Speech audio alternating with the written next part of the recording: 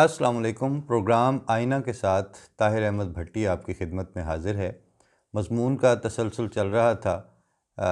एक साहब हैं जिनके लिए हमारे एक बुज़ुर्ग हैं कोलंबस ख़ान साहब, उन्होंने एक मज़मून लिखा और उसमें अज़ीज़म इमरान करके उनका ज़िक्र किया। अज़ीज़म मुकर्रम इमरान रियाज़ साहब। अब इससे पहले कि मैं इनके इस एड्रेस पे बात करूं, तो मैं पहले ये बता दूं कि एक लंबा अरसा गुज़रा है हमें। किसी दोस्त को मैंने ये कहा कि आप रब्वा में आम तौर पर अगर अहमदी अफराद की लिस्टें मुरतब होनी हों तो दो अल्फाज ऐसे हैं जिनका इस्तेमाल आज से 100 साल पहले नहीं हुआ करता था। अब आप रैंडमली किसी वक्त कोई लिस्ट उठा के देखें, अगर वो जमाती तौर पर वो लिस्टें मुरतब और तैयार की गई होंगी तो वो मुकर्रम फ़लाँ अहमद फ़लाँ साहब, मुकर्रम फ़लाँ इब्ने फ़लाँ साहब, एक लफ्ज़ मुकर्रम और दूसरा साहब, ये 100 सवा 100 साल की शाइस्तगी, तहज़ीब और रख रखाव की देन है।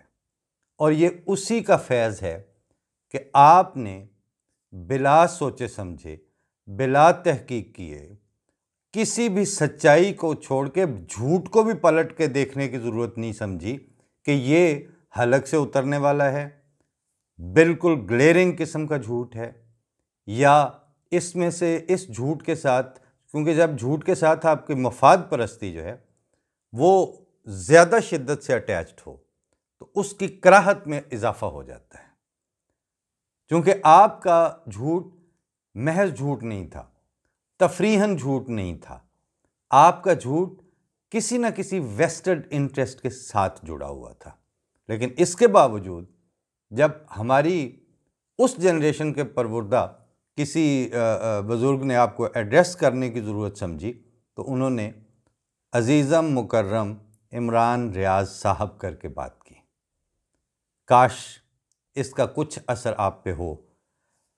हम इस तरह से नाउमीद भी नहीं हैं कि जैसे फितरत इंसानी से मायूस लोगों का रवैया होता है, और हम ऐसे पुरुम्मीद भी नहीं हैं कि इस मुकर्रम और साहब के इस्तेमाल से आपकी आदतों के बदल जाने पे उम्मीद लगा के बैठ जाएं।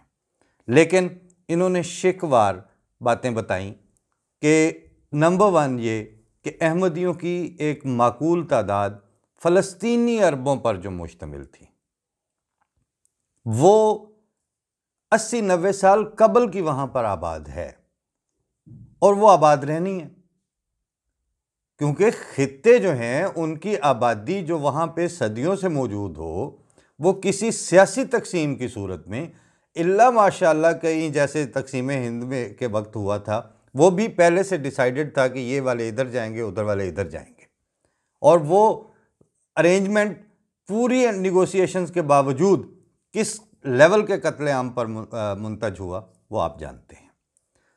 फिर उसके बाद इसराइल के क़याम हो चुकने के बाद फिर आपको ये एहसास नहीं हुआ कि चलें, आपको शौक़ था कि आपने इसराइल में पाकिस्तानी अहमदी, तो ये इन्होंने वजाहत की कि उस वक्त वहाँ पर मिस्र का भी एक फ़िरका अहमदियों के तौर पर जाना जाता था, एक तबका इंसानों का। उनसे मुमताज़ करने के लिए जब उन अहमदियों का जिक्र आया कि जिनकी उस वक्त जो मिशन हाउस था या जो मरकज़ था वो रब्वा में था, पाकिस्तान से था, तो इसलिए उसमें पाकिस्तानी अहमदी का लाहिका या साबका इस्तेमाल हुआ। वो भी आपके अगर हलक से उतरा है तो बड़ी बात है। फिर उसके बाद आप बहुत बड़े मुहक्किक हैं, तो जिस दिन उसी फ़लस्तीन काज़ के खातिर हज़रत चौधरी ज़फ़रुल्लाह खान साहब ने वो माया नाज बहस उठाई अक़वाम मुत्तहिदा में कि अगर थैंक्स गिविंग डे के प्रीटेक्स्ट और बहाने से उस वक्त अमेरिका और इस तरह के इदारे दूसरे भी जो स्टेक होल्डर्स थे वो वोटिंग मुलतवी ना करवा देते तो उस दिन ये मसला हमेशा के लिए तय हो चुका होता और अरबों के और फ़लस्तीनियों के हक में तय हो चुका होता। कश्मीर के मामले में आज तक आप जब बात करते हैं तो आप अक़वाम मुत्तहिदा की करारदादों के मुताबिक, अक़वाम मुत्तहिदा की करारदादों के मुताबिक हल करवाया जाए, लेकिन वो जिसने वो करारदाद पास करवाई थी, जिसने उसके मरने मरे थे और जिसने आपके रोने रो के दिखाए थे और एस्टेब्लिश किया था कि इसकी क्या हैसियत और क्यों है, हत्ता कि इसमें भी चूँकि इन कोलंबस साहब का ताल्लुक़ बेसिकली लॉ से है, लायर हैं और अपने प्रैक्टिसिंग की उतनी उम्र नहीं होगी शायद उनका दौरानिया, लेकिन उस पर सोचने का दौरानिया तो बहरहाल बनता है। तो इसमें उन्होंने ये भी बताया कि उस ज़माने में जो तजवीज़ भी दी गई, नसीहत भी की गई और वो अहमदियों की तरफ से की गई कि उस वक्त जो ज़मीनें धड़ाधड़ यहूदियों को बेच रहे थे वो इल्लीगल करार दी जाएं। और जब ये तजवीज़ दी गई और इसको शद्दमद के साथ इसकी पैरवी की गई तो उस वक्त के अंग्रेज़ अमेरिकन करता धरता जो थे, यानी उस दौर के उस लेवल के बैनुल अक़वामी मुक़तदर हल के, उन्होंने कहा कि इसकी क्या जवाज़ क्या होगा। तो उन्होंने कहा जैसे पाकिस्तान इंडिया में हक़ शुफ़ा का कानून है, हक़ शुफ़ा की बुनियाद पर जिस तरह वहाँ बयान हो सकता है, उसी नज़ीर और उस प्रेसिडेंस को इस्तेमाल करते हुए यहाँ पर भी यहूदियों को जो ज़मीन बेच रहे हैं अपनी बेवकूफ़ी की बुनियाद पर इस वक्त, और कल को इनके पैरों के नीचे प्लेटफॉर्म ही नहीं रहेगा, इससे इनको रोका जाए। इस हद तक ये सारा कुछ ऑन द रिकॉर्ड है, ये आपको पेश करने की तौफीक नहीं मिली। इसके बाद क्या क्या खिदमात थी और उस वक्त कैसे शाह फैसल जो हैं उन्होंने इनको क्या ख़त लिखा, मराकश के सुल्तान ने उनका क्या स्टेटस रखा हुआ था, किन मुसलमान मुल्कों की तादाद कितनी है जो आज भी ममनून एहसान मानते हैं। बल्कि कायद-ए-आज़म यूनिवर्सिटी में इंटरनेशनल रिलेशंस की क्लास जारी थी, प्रोफेसर बशीर ताहिर बाद में वो जो उस वक्त स्टूडेंट थे बाद में वो खुद प्रोफेसर हुए, उसी IR में पढ़ाते भी रहे कुछ वक्त के लिए।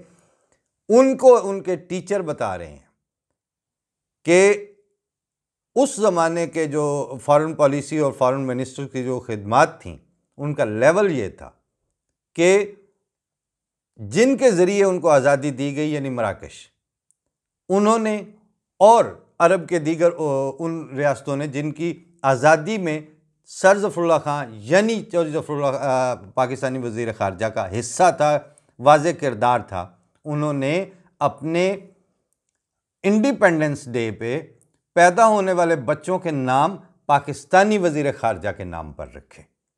तो जब ये क्लास अटेंड करके बाहर निकले तो बशीर ताहिर साहब ने अपने क्लास फेलोज से कहा कि उन अरबों ने तो अपने बच्चों के नाम पाकिस्तान के वज़ीर ख़ारजा के नाम पर रखे, लेकिन इस दफ़ा जो आर्टिकल छपा है जो हमारे टीचर ने पढ़ के सुनाया है, डॉन या उस अंग्रेज़ी रोज़नामे का जो कॉलमनिस्ट है और तजिया निगार है, उसको ये तौफीक नहीं हुई कि वो पूरे सफ़े के आर्टिकल में उस वज़ीर ख़ारजा का नाम भी लिख दे, क्योंकि वो सर ज़फ़रुल्लाह खान थे। आपकी बदनीयतियों, बेईमानियों की तारीख़ बिल्कुल हमारे सामने सफ़ा दर सफ़ा खुली पड़ी है। हमें आपको इस तरह देखते हुए ज़माने गुज़र गए हैं। उसके बाद भी अगर ये आपको एड्रेस करते वक्त मुकर्रम और साहब का साबका और लाहिका लगाया जाता है तो ये अहमदी मुअम्मर और बुज़ुर्गों ही का ज़र्फ़ है। आपके साथ ये बीती होती और आपने ये सब कुछ झेला होता तो मैं मजबूर हूँ कि उर्दू में बात करते करते मुझे वो जो सूफियाना कलाम का वो लाइन ज़रूर कोट करनी पड़ रही है कि जिनियाँ तन मेरे ते लगियाँ तेनों एक भी लगे ते जाने। जिस दिन आप लोगों के साथ, अल्लाह ना करे कि ये वक्त आप पे आए, लेकिन आप तसलसल के साथ जिस तरफ घसीट के लेके जा रहे हैं, जितनी मेहनत के साथ आप खुदा ताला के गज़ब को ललकार रहे हैं, क्योंकि इतना झूठ तो अल्लाह ताला फिर नज़रअंदाज मतलब अब करेगा, वो मालिक है, नहीं नोटिस लेना चाहता, जब तक नहीं लेना चाहता उसको कोई मजबूर नहीं कर सकता।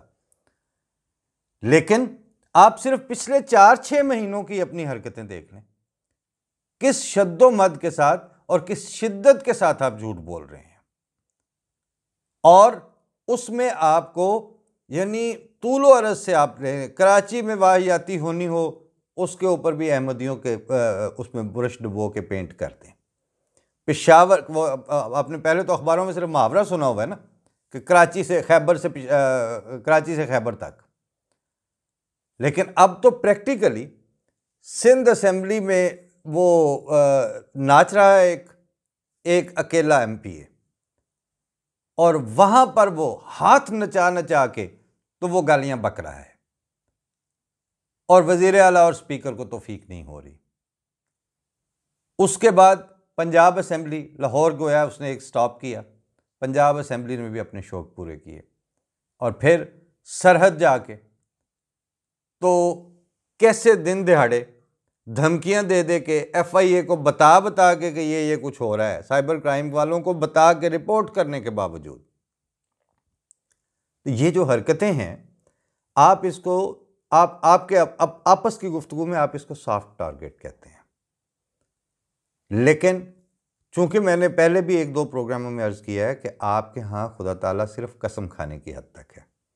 आपके क्वार्टर्स में खुदाए वाहिद व यगाना और बुजुर्ग व बरतर और इस दुनिया में अपनी हमा वक्त हैसियत और दखल अंदाजी, हुक्म और अपनी मशीयत के नफाज की कुदरत रखने वाला जो मालिक कुल है, उसको आप नहीं मानते। अगर आप उसको मानते होते तो इस तरह out of no reason, without any pretext, बैठे बैठे 20 मिनट में आप गुफ्तगू कर रहे हैं कि अहमदी उस इसराइल फौज में 600 की तादाद में, और फलाना प्रोफेसर, और कराची में अमन कायम हो जाए अगर अहमदियों पे जुल्म बंद हो जाए। गोया उनको आपस में रिलेट कर रहे हैं। जिस जमात अहमदिया की एक भी मिसाल नहीं है आपके सामने, क्या क्या वहां पर तमाशे नहीं लगे, कहां कहां धमाके नहीं हुए, कहां कहां चीथड़े नहीं उड़े इंसानी जिस्मों के। उस मुल्क में इतनी आबादी अहमदियों की होने के बावजूद एक भी वाकया कभी आपने रिपोर्ट नहीं किया, कहीं एक भी मौका ऐसा ऑन द रिकॉर्ड नहीं है। वहां आप यानी हुआ क्या है कि अब आप UAE को तो जाके कहने से रहे कि ए तुसा की कीता है भाई, हमने तो ये इसराइल का चूरन बेचा हुआ था पिछले 40 साल से, आपने अचानक बैठे बैठे रातों रात तस्लीम कर लिया, और वो आपको समझते भी क्या है। अभी कल वो सऊदी मिनिस्टर का बयान आया हुआ था कि Pakistanis are slaves for them. हो सकता है पुराना बयान हो और छपा अब हो, लेकिन बहरहाल सामने मौजूद था। वो आपको समझते क्या हैं? मैं ना कहूँ तो हसन निसार ही रोज़ कहते रहते हैं कि भाई वो तो आपको, मैं वो अल्फाज क्या रिपीट करूँ, उनको ही उस तरह गुस्सा आता है और वो उन्हीं की ज़ुबान से फबता है, क्योंकि उनके गुस्से के साथ कुछ लवाजमात भी होते हैं जिनसे अल्लाह ताला ने बहरहाल मुझे महफूज रखा हुआ है, इसलिए मैं तो किसी लेवल तक ही बात कर सकता हूँ। तो नौजवान, ये जो हरकत आपने की है, इस पे नादिम नहीं भी हो सकते तो कुल्लियाँ करने की अब तुम्हें ज़रूरत पड़ेगी। कुल्लियाँ अब तुम पे अब बहरहाल वाजिब हैं, क्योंकि अब अगला प्रोग्राम इस तरह का झूठ, सावन भी अगर इस तरह की गलत बयानी हो जाती तो मुझे तो अगले दिन अपने ऑडियंस को फेस करते हुए शर्मिंदगी होती। लेकिन जॉन एलिया ने कहा था ना कि काश कुछ अकदार होती जो नहीं, फिर भला जी क्या जलाना फारेहा। और जिंदगी एक नक्शे बेनक्काश है, इस पे क्या उंगली उठाना फारेहा। तो आप इस वक्त नक्शे बेनक्काश की बदतरीन मिसाल बन के उभरे हैं। इसके बाद ये फैक्ट शीट और ये जो अजीज़म मुकर्रम इमरान रियाज साहब का तखातुब, ये कोलंबस खान साहब को मुबारक हो, और आपको काश इसकी कोई शर्म आ जाए। बाकी जो सॉफ्ट टारगेट जिनको आप कह रहे हैं, वो अपनी शाइस्तगी पे कंप्रोमाइज़ करने का कोई इरादा नहीं रखते। उनको जो मेहनत करके एक सतह दी गई है मुसलसल शाइस्तगी और तहजीब की, वो आप जैसों की एक बेबुनियाद इल्ज़ाम की बुनियाद पर अपनी सतह से कैसे नीचे गिर जाएं। अल्लाह ताला आपको तौफीक दे, अगर आइंदा बाज रह सकें, और ना रहें तो बात यह है कि हामिद मीर को मैंने एक दिन एक रिपोर्ट पब्लिश करने के लिए दी जो चौधरी मोहम्मद अली साहब के मुशायरे की रुइदाद थी। तो बड़ा ऐसे मुझे पकड़ा, कहते हैं आप चौधरी साहब को प्रमोट करना चाहते हैं हमारे अखबार के ज़रिए, आप अहमदियों को जाके दें, उनको कहें अपने दफ्तरों को आग लगवाएं, हमारे अखबार को क्यों आग लगवानी है आपने। तो मैंने कहा जनाब आप 125 साल में मुझे अपनी बर्रे सगीर की सहाफ़ती तारीख़ में वो मीडिया हाउस का नाम बताएं, उस अखबार और उस सहाफ़ी और एडिटर का नाम बताएं जो आज तक 125 साल में प्रो अहमदिया हो और एंटी अहमदिया ना हो। इसके बावजूद भी आज आप हमें MTA और अल-फज़ल और अहमदिया दफातर का ताना दे रहे हैं ना, तो जनाब आप ये मत छापें। हमें आप लोगों की रिकग्निशन की भी ज़रूरत नहीं है, लेकिन सिर्फ मुझे ये बता दें कि ये जिस औसाफ अखबार के आप एडिटर हैं उसके माथे पे आपने ये क्यों लिखा हुआ है कि जो हम महसूस करते हैं वही तहरीर करते हैं। कम से कम ये फिर सुर्खी में झूठ बोलना तो बंद कर दें। सवाल इतना सा ही है नौजवान आपसे कि आपने अगर प्रमोट होना है तो उसके लिए ये कौन सा तरीका आपने अडॉप्ट किया है। कोई मिलता जुलता झूठ बोलते, कोई बनता जुड़ता इल्ज़ाम लगाते और कोई हलक से उतरने वाली गलत बयानी भी करते तो वो चंद दिन चल जाती। इस तरह तो काम नहीं चलेगा। इजाज़त ही दें, क्योंकि रखियो गालिब मुझे इस तल्ख नवाई में मुआफ़, आज कुछ दर्द मेरे दिल में सिवा होता है। फ़ी अमानिल्लाह पाकिस्तान। अल्लाह हाफ़िज़। अगले प्रोग्राम में ज़रा सा लबो लहजा बदल के तो जो बीमारियां हैं उनकी निशानदही का प्रोसेस दोबारा से शुरू करेंगे। मुलाकात होती है अगले प्रोग्राम में। अस्सलाम वालेकुम।